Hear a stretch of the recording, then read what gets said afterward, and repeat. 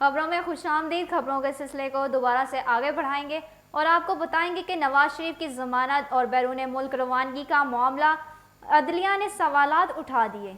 Islamabad high court में Toshakhana reference में मफरूर करार देने के खिलाफ नवाज शरीफ की दरख्वास्त पर समाअत हुई। अदालत ने कहा कि रिकॉर्ड पेश किया जाए कि साबिक वजीर आजम जमानत पर हैं या मफरूर। बज़ाहिर इस अदालत के फैसले की हद तक मुल्जिम इश्तेहारी हो चुका है। अदालत ने हुक्मनामे में कहा कि वफाकी काबीना ने नवाज शरीफ का नाम ECL से निकाला था। वफाकी हुकूमत और ना ही नैब ने अदालत को नवाज शरीफ की सजा मौतली के बाद की सूरत हाल से आगाह किया।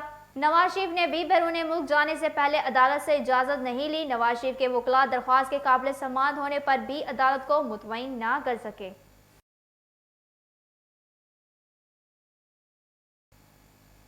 इस्लामाबाद की एहतसाब अदालत ने तोशाखाना रेफरेंस में आज सिर्फ अली जरदारी और यूसुफ रजा गिलानी समेत दीगर मुल्जिमान पर फर्द जुर्म 9 सितंबर को आयद करने का फैसला कर लिया।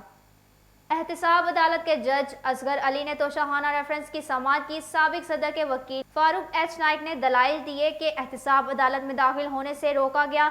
7 नाकों से गुजर कर पहुंचे। ये मिलिट्री कोर्ट है, ना इन कैमरा ट्रायल। इनके मोकिल बीमार हैं, अदालत भरी हुई है। अगर कोरोना हो गया तो कौन जिम्मेदार होगा। जज एहतसाब अदालत ने रिमार्क्स दिए कि अदालत आते हुए उन्हें भी मुश्किलात पेश आई। दौरान समाअत डिप्टी प्रोसिक्यूटर और मुल्जिमान के वकला के दरमियान तक कलामी भी हुई। अदालत ने मुल्जिमान को हाजिर यकीनी बनाने के लिए 20-20 लाख रुपए के मचलके जमा कराने का हुक्म भी दिया।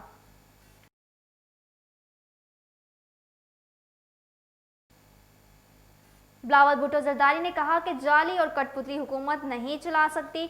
आपके दबाव की वजह से हम अपना मौक़िफ़ नहीं बदलेंगे। पूरा खानदान भी गिरफ्तार कर लें, 18वीं तरमीम पर आंच नहीं आने देंगे। Chairman Peoples Party Bilawal Bhutto Zardari ने मीडिया से गुफ्तगू करते हुए कहा, आज फिर से इस्लामाबाद को यरगमाल बनाया गया। वकला को भी अदालत आने में मुश्किलात पेश आई। फारूक नाइक को भी अदालत जाने नहीं दिया गया। आज कारकुनों और रहनुमाओं को अदालत जाने से रोका गया। क्या आज़ाद रियासत में ऐसे होता है? अवाम और वकला से क्या छुपाने की कोशिश की गई? क्या आप वासिफ जरदारी से इतना डरते हैं? बिलावल भुट्टो का कहना था, मेरे खानदान के साथ नफसियाती खेल खेला जा रहा है। जमहूरी इंसानी हकूक पर हम अपना बयानिया नहीं बदलेंगे।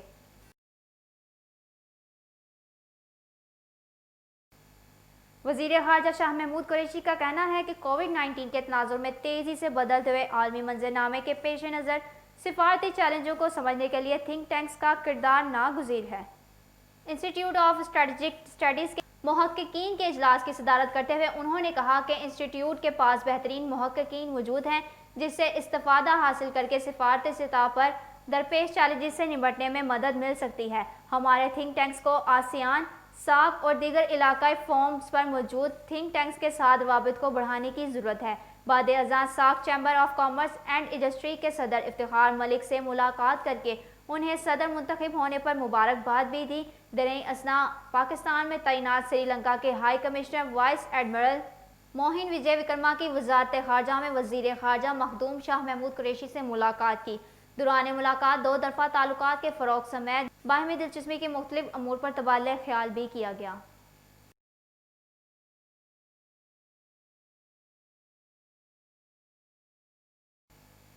बैरून मुमालिक मुकीम पाकिस्तानियों की मेहरबानियाँ। स्टेट बैंक के मुताबिक जुलाई 2020 में तरसीलात ज़र 2 अरब 76 करोड़ डॉलर की रिकॉर्ड सतह पर पहुँच गई।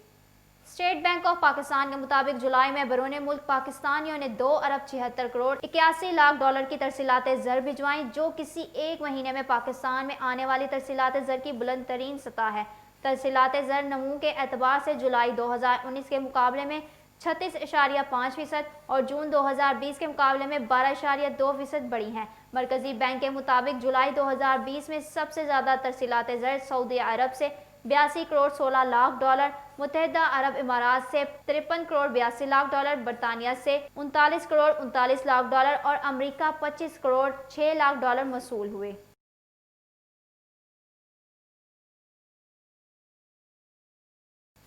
आपको बताते चलें, वज़ीर आज़म इमरान खान की ज़ेर सदारत इस्लामाबाद में इजलास मुनक़िद हुआ। वज़ीर आज़म को MLN-1 मनसूबे पर पेशरफ्त की गई। अमल दरामद के निज़ाम और औकात पर ब्रीफिंग भी दी गई। इस मौका पर वज़ीर आज़म इमरान खान का कहना था कि मनसूबे से रेलवे का निज़ाम जदीद और मजबूत होगा। दौरान इजलास वज़ीर आज़म को ML-1 पर अब तक पेशरफ्त اس پر عمل درآمد کے لیے نظام الاوقات اور منصوبے سے حاصل ہونے والے فوائد سے متعلق آگاہ کیا گیا۔ اجلاس میں دوسروں کے علاوہ وزیر ریلوے شیخ رشید، وزیر منصوبہ بندی اسد عمر، مشیر خزانہ عبدالحفیظ شیخ اور چین پاکستان اقتصادی راہداری اتھارٹی کے چیئرمین عاصم سلیم باجوہ نے شرکت کی۔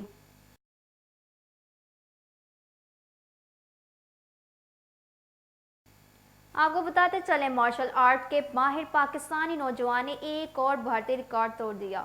محمد ارشد نسیم نے 1 گھنٹے میں 10 کلو وزن اپنی ٹانگ کے ساتھ باندھ کر 1370 ککس لگا کر بھارتی ریکارڈ توڑا۔ مارشل آرٹ کے ماہر نوجوان محمد ارشد نسیم کا تعلق کراچی سے ہے۔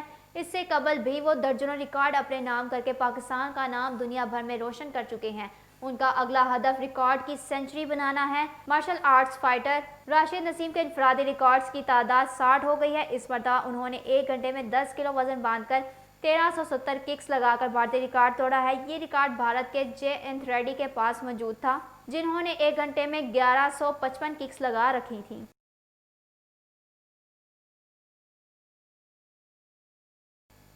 پشاور میں بجلی کی لوڈ شیڈنگ نے شہریوں کی زندگی اجیرن کر دی۔ بجلی کی طویل بندش نے شہریوں کا پارا چڑھا دیا، سڑکوں پر نکل آئے اور شدید احتجاج کا مظاہرہ کیا۔ پشاور کے پوش علاقوں گل بہار، گنج، کریم پورہ، صدر اور دیگر علاقوں میں 12 سے 14 گھنٹے تک بجلی کی لوڈ شیڈنگ جاری ہے، جبکہ دیہی علاقوں میں 18 سے 20 گھنٹے۔ شہری کہتے ہیں لوڈ شیڈنگ اتنی ہو رہی ہے کہ کوئی پوچھنے والا بھی نہیں۔ پیسکو حکام کے مطابق گرمی کی شدید لہر سے بجلی کا نظام شدید دباؤ کا شکار ہے، جس کی وجہ سے ترسیلی نظام اوور لوڈنگ سے بار بار ٹرپ کر جاتا ہے۔ حکام نے شہریوں سے تعاون کی اپیل بھی کی ہے۔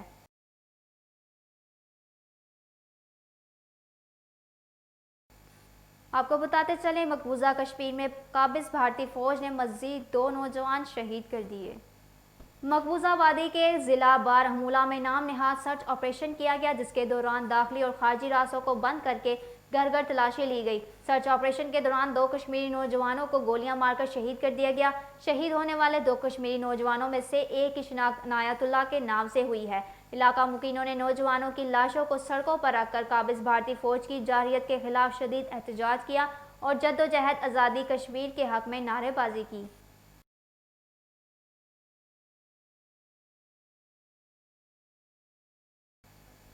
ملک بھر میں چینی کی قیمتیں بلند ترین سطح پر پہنچ گئی۔ شہری سستی چینی کے حصول کے لیے مارے مارے پھرنے لگے۔ وفاقی ادارہ شماریات نے ملک میں چینی کی قیمتوں سے متعلق تفصیلات جاری کرتے ہوئے بتایا کہ پشاور میں 1 کلو چینی کی قیمت 110 روپے تک پہنچ گئی اور لاہور، اسلام آباد، کراچی، کوئٹہ، حیدرآباد، راولپنڈی کی نسبت پشاور میں چینی 10 روپے فی کلو مہنگی ہے، جبکہ سیالکوٹ، گوجرانوالہ، ملتان اور سکھر کی نسبت پشاور میں چینی 15 روپے فی کلو تک مہنگی ہے۔ ادارہ شماریات کے مطابق کوئٹہ، اسلام آباد، راولپنڈی، لاہور، کراچی اور حیدرآباد میں چینی 100 روپے کلو ہے، جبکہ سیالکوٹ، گوجرانوالہ، ملتان اور سکھر میں چینی 95 روپے فی کلو بک رہی ہے۔ صوبائی وزیر صحت ڈاکٹر یاسمین راشد نے کہا کہ اللہ تعالیٰ کا شکر ہے کہ عید الاضحیٰ کے بعد کرونا وائرس کے کیسز میں اضافہ نہیں ہوا۔ ان کا کہنا تھا کہ کرونا وائرس کے کیسز میں واضح کمی کی وجہ سے smart lockdown, smart sampling اور بہترین حکومتی پالیسی ہے۔ دنیا میں کیسز بڑھ رہے ہیں جبکہ پاکستان میں حالات قابو میں ہیں، تاہم کرونا وائرس کی دوسری لہر سے بچنے کے لیے احتیاطی تدابیر اپنانا بہت ضروری ہے۔ ڈاکٹر یاسمین راشد نے کہا کہ پولیو کی روک تھام کے لیے مہم کو مزید بڑھایا جا رہا ہے۔ ہر 1 ماہ کے بعد پولیو مہم شروع کرنے کا فیصلہ کیا گیا ہے۔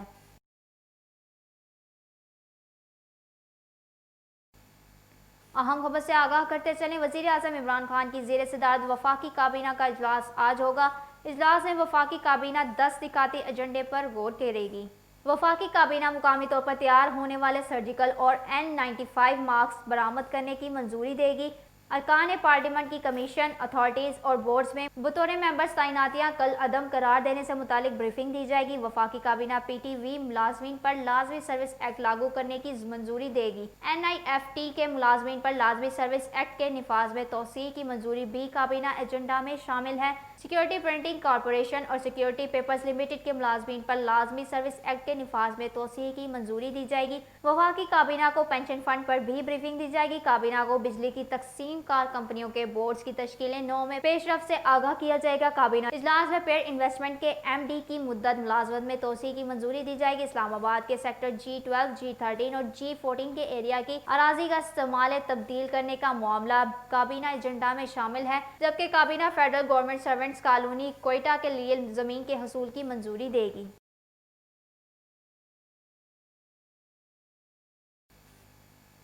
खबरें अभी और भी हैं, मगर इस ब्रेक के बाद हमारे साथ रहिएगा।